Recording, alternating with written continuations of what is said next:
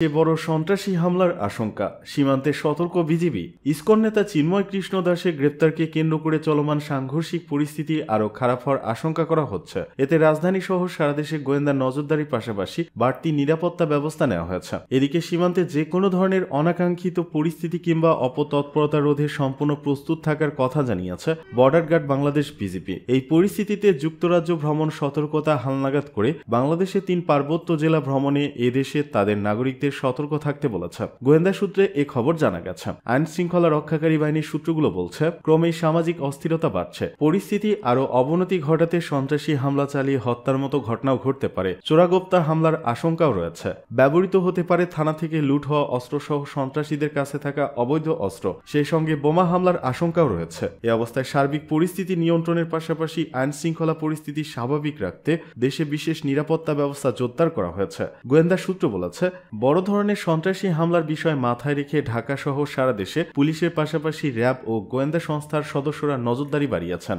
গতকাল মঙ্গলবার দুপুরে এক খুদে বার্তায় বিজিবির সদর দপ্তর সূত্র জানায়, সীমান্তে যে কোনো ধরনের অনাকাঙ্ক্ষিত পরিস্থিতি কিংবা অপতৎপরতা রোধে সম্পূর্ণ প্রস্তুত রয়েছে বর্ডার গার্ড বাংলাদেশ বিজিবি। এতে বলা হয়, ভারতের ত্রিপুরার আগরতলা থেকে আখাউড়ামুখী লং মার্চ কর্মসূচি ঘিরে সীমান্তে উত্তেজনা থাকায় আখাউড়া সীমান্তে অতিরিক্ত বিজিবি সদস্য মোতায়েন করা হয়েছে। ভারতের আগরতলায় বাংলাদেশের সরকারি হাই কমিশনের ভেতরে বিক্ষোভ ও হামলার ঘটনার পর ঢাকার গুলশান এলাকায় অবস্থিত ভারতীয় হাই কমিশনের নিরাপত্তা জোরদার করেছে police. Dhaka metropolitan police DMP diplomatic security বিভাগের উপপুলিশ কমিশনার ডিসি মোহাম্মদ নুরে আলম এ তথ্য জানান। পুলিশ সূত্র জানায়, গতকাল ঢাকায় ভারতীয় দূতাবাস ঘেরাও কর্মসূচির ডাক দেয় বাংলাদেশ সিভিল সোসাইটি নামের একটি সংগঠন। এই কর্মসূচিকে কেন্দ্র করে গতকাল সকাল থেকে ভারতীয় দূতাবাস ও আশেপাশের এলাকায় নিরাপত্তা ব্যবস্থা জোরদার করা হয়েছে।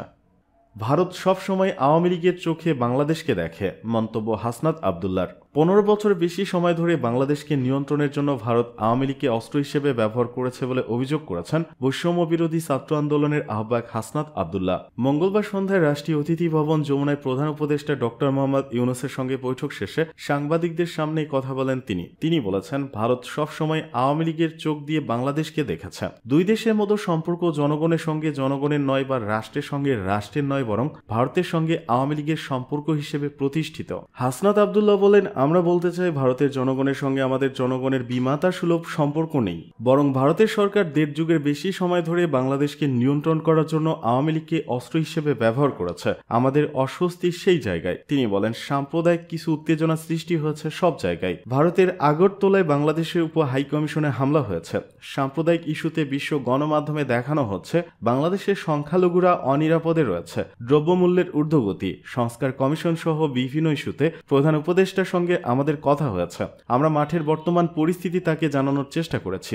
হাসনাত বলেন, ভারত সরকারের সঙ্গে বিগত আওয়ামী লীগ সরকারের সময় করা অসম চুক্তি প্রকাশের আহ্বান জানিয়েছে বৈষম্য বিরোধী ছাত্র আন্দোলন। ফেলানি সহ সীমান্তে যতগুলো হত্যা হয়েছে সেগুলোর বিচার নিশ্চিত এবং পানির ন্যায্য হিস্যা বাস্তবায়নের দাবি জানিয়েছে।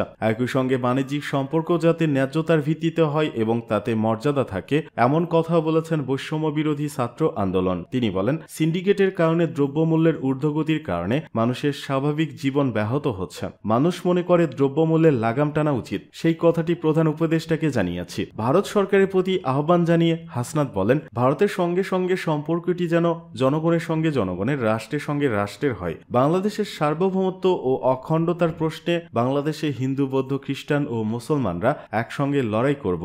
ভারত 16 বছর ধরে আওয়ামী লীগকে নির্ভর করে যে অন্যায্য সম্পর্ক তৈরি করেছে। তিনি আরো বলেন, আপনারা যদি মনে করেন আবারও এ ধরনের অন্যায্য সম্পর্ক তৈরি করতে পারবেন, তাহলে ভ্রান্তির মধ্যে আছেন। বর্তমান সরকার জনগণের রায় গণ অভ্যুত্থানের মাধ্যমে এসেছে। আওয়ামী লীগের দৃষ্টিতে না দেখে জনগণের দৃষ্টি দিয়ে সরকারের সঙ্গে ন্যায্যতার সঙ্গে সম্পর্ক গড়ে তুলুন। কোনো কারণে সম্পর্ক খারাপ হলে অখণ্ডতা, সার্বভৌমত্বের প্রশ্নে এক হাত এক চুল পরিমাণ ছাড় দেব না।